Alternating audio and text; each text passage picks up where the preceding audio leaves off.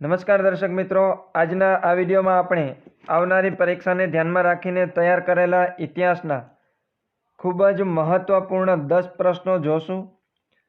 આ વિડીયો માત્ર તમારે શીખવા માટે નથી, પરંતુ આ તમારી ટેસ્ટ છે એમ માની તમારે 10 પ્રશ્નોના જવાબ આપવાના છે।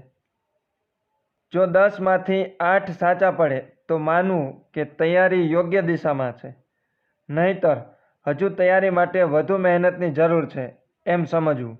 તો વિડીયો ખાસ જોજો, કારણ કે દરેક પ્રશ્ન છે પરીક્ષામાં પૂછાઈ શકે તેવા છે। સાથે સાથે તમે પ્રશ્ન તમારી રીતે આપવાનો પ્રયાસ કરજો અને ગણજો કે કેટલા સાચા પડે છે। છેલ્લે એક પ્રશ્ન તમને પણ પૂછીશ, એનો જવાબ તમે કમેન્ટ બોક્સની અંદર આપજો। તો પ્રથમ પ્રશ્ન છે, સિદ્ધરાજ જયસિંહને કઈ ઉપાધિ આપવામાં આવી હતી? સિદ્ધરાજ જયસિંહને કઈ ઉપાધિ આપવામાં આવી હતી? સિદ્ધરાજ જયસિંહ છે એ સોલંકી વંશના રાજા હતા અને સિદ્ધરાજ જયસિંહનો જે સમયગાળો છે એ સુવર્ણ યુગ ગણાય છે। આ જે સિદ્ધરાજ જયસિંહ છે એ પોતે એક ન્યાયપ્રિય રાજા, પ્રજાહિતકારી અને શક્તિશાળી શાસકમાંનો એક રાજા ગણાય। આજે સિદ્ધરાજ જયસિંહ છે એમણે પ્રજાના હિત માટે અનેક કલ્યાણકારી કાર્યો કર્યા હતા, એટલા માટે જ એમને સકળ લોકાશ્રય તરીકેની ઉપાધિ મળેલી હતી। સકળ લોકાશ્રયની ઉપાધિ શા માટે મળેલી? તો કે સિદ્ધરાજ જયસિંહે એ પ્રજાહિતકારી કાર્યો કરવા બદલ પ્રજાના હિત માટે અનેક એવા કાર્યો કરેલા કે જેના કારણે એમને સકળ લોકાશ્રય નામની ઉપાધિ આપવામાં આવી હતી। ત્યાર પછી ગુજરાતમાં સૌથી લાંબા સમય સુધી શાસન કરનાર વંશ કયો હતો? ગુજરાતમાં સૌથી લાંબા સમય સુધી શાસન કરનાર વંશ હતો સોલંકી વંશ। ઈસવીસન 942 થી 1244 સુધી। ઈસવીસન 942 થી 1244 સુધી 302 વર્ષ। કયો વંશ? તો કે સોલંકી વંશ। અને સોલંકી વંશના સ્થાપક કોણ હતા? તો કે મૂળરાજ સોલંકી। મૂળરાજ સોલંકી।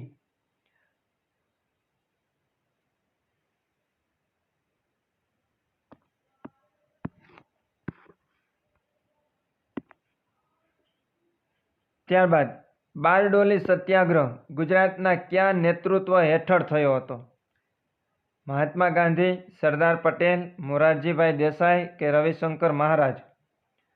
તો બારડોલી સત્યાગ્રહ 1928। 1928। અને આ બારડોલી જે સત્યાગ્રહ છે એ સરદાર વલ્લભભાઈ પટેલના નેતૃત્વ હેઠળ થયો હતો અને ત્યાંથી જ વલ્લભભાઈ પટેલને સરદારનું બિરુદ મળેલું। બારડોલી સત્યાગ્રહ ક્યારે? તો કે 1928માં। અને એનું નેતૃત્વ કરનાર કોણ હતા? સરદાર વલ્લભભાઈ પટેલ।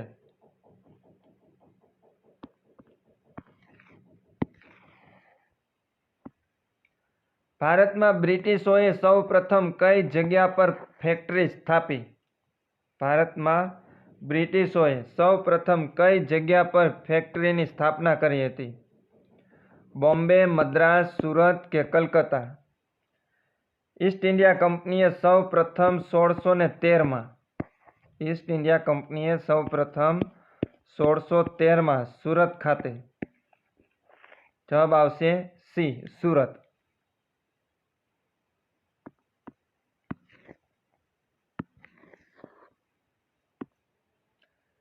નીચેના પૈકી કોણે સૌ પ્રથમ ભારતમાં સોનાના સિક્કાઓ ચલાવ્યા હતા?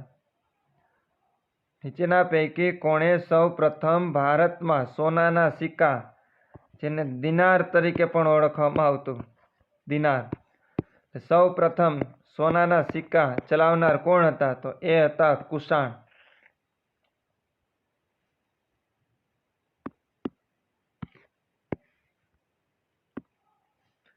અલાઉદ્દીન ખિલજી દ્વારા અમલમાં મુકાયેલ બજાર નિયંત્રણ પ્રણાલીનો મુખ્ય હેતુ શું હતો? અલાઉદ્દીન ખિલજી દ્વારા અમલમાં મુકાયેલ બજાર નિયંત્રણ એટલે કે ભાવ નિયંત્રણ મૂકવાનો મુખ્ય હેતુ શું હતો? એમાં પ્રથમ આપ્યું છે વેપારીઓને પ્રોત્સાહન આપવું, બીજું છે કર વસૂલાત વધારવી, ત્રીજું છે સૈન્યને સસ્તી વસ્તુઓ પૂરી પાડવી અને ચોથું છે વિદેશ વેપાર વધારવો. તો અલાઉદ્દીન ખિલજી દ્વારા જે મુકાયેલ બજાર નિયંત્રણ છે એમનો મુખ્ય હેતુ સૈન્યને સસ્તી વસ્તુઓ પૂરી પાડવી, જેથી કરીને એમનું જે સૈન્ય છે એ સૈન્ય મજબૂત બને.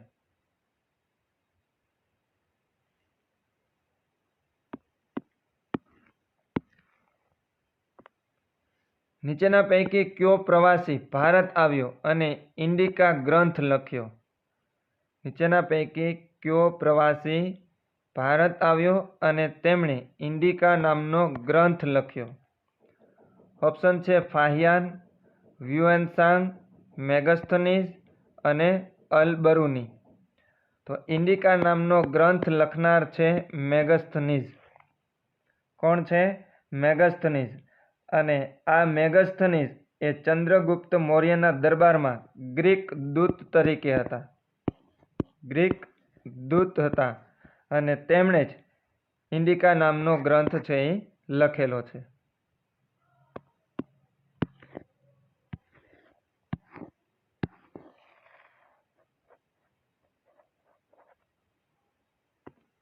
ત્યાર પછી વિધાન અને કારણને લગતો પ્રશ્ન છે. એ વિધાન આપેલું છે મૌર્ય સામ્રાજ્ય ભારતનું પ્રથમ વિશાળ સામ્રાજ્ય હતું. મૌર્ય સામ્રાજ્ય ભારતનું પ્રથમ વિશાળ સામ્રાજ્ય હતું. અને કારણ આર આપેલું છે ચંદ્રગુપ્ત મૌર્યએ મજબૂત સૈન્ય અને કેન્દ્રીય શાસન સ્થાપ્યું હતું.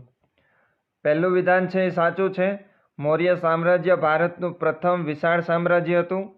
અને બીજું વિધાન પણ સાચું છે, ચંદ્રગુપ્ત મૌર્યએ મજબૂત સૈન્ય અને કેન્દ્રીય શાસન સ્થાપ્યું હતું. તો એમાં ઓપ્શન આપેલું છે એ અને આર બંને સાચા છે અને આર એનું યોગ્ય કારણ છે. આપણો જવાબ પણ એ છે. પહેલું વિધાન અને બીજું વિધાન બંને વિધાન છે એ કેવા છે? સાચા છે. અને આર છે, આર એટલે કે ચંદ્રગુપ્ત મૌર્યે જે મજબૂત સૈન્ય અને કેન્દ્રીય શાસન સ્થાપ્યું હતું એના કારણે જ મૌર્ય સામ્રાજ્ય છે ભારતનું પ્રથમ વિશાળ સામ્રાજ્ય બન્યું હતું. એટલે આર એનું યોગ્ય કારણ છે. સાચો જવાબ છે એ.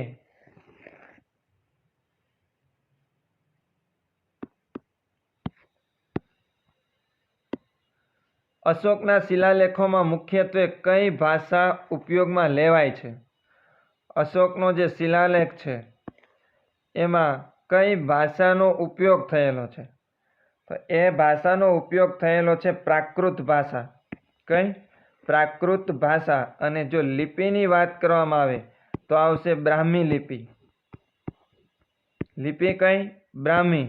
અને ભાષા તો કે પ્રાકૃત. અને અશોકનો જે શિલાલેખ છે એ જૂનાગઢના ગિરનારની તળેટીમાં આવેલો છે. અશોકનો શિલાલેખ.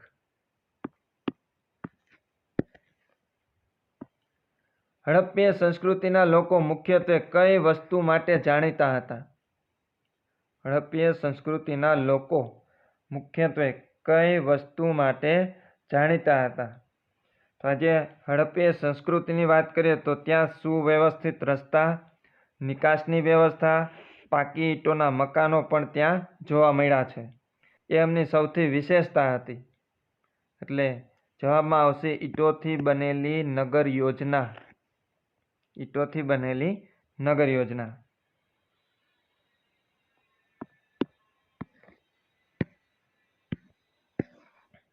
દર્શક મિત્રો, હવે આ જે પ્રશ્ન છે એનો જવાબ તમારે કમેન્ટ બોક્સની અંદર આપવાનો છે. એમાં વિધાન એ, ભારતીય બંધારણ વિશ્વનું સૌથી લાંબુ લેખિત બંધારણ છે. વિશ્વનું સૌથી લાંબુ લેખિત બંધારણ છે. કારણ આર આપ્યો છે કારણ કે તેમાં અનેક દેશોના બંધારણમાંથી લેવાયેલા તત્વો સમાવિષ્ટ છે. વિધાન એ, ભારતીય બંધારણ વિશ્વનું સૌથી લાંબુ લેખિત બંધારણ છે. કારણ આર, કારણ કે તેમાં અનેક દેશોના બંધારણમાંથી લેવાયેલા તત્વોનો સમાવેશ કર્યો છે. ઓપ્શન છે એ અને આર બંને સાચા છે અને આર એ એનું યોગ્ય કારણ છે. બી, એ અને આર બંને સાચા છે પણ આર યોગ્ય કારણ નથી. સી, એ સાચું છે આર ખોટું છે. અને ડી, એ ખોટું છે આર સાચું છે. યોગ્ય વિકલ્પ પસંદ કરી અને તમારો જવાબ છે એ કમેન્ટ બોક્સની અંદર આપજો.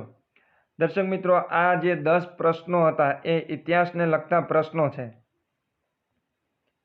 આવા જ મહત્વના પ્રશ્નો બંધારણ, ભૂગોળ, સાંસ્કૃતિક વારસો, વર્તમાન પ્રવાહ, રિઝનિંગને લગતા પણ પ્રશ્નો આવતા રહેશે.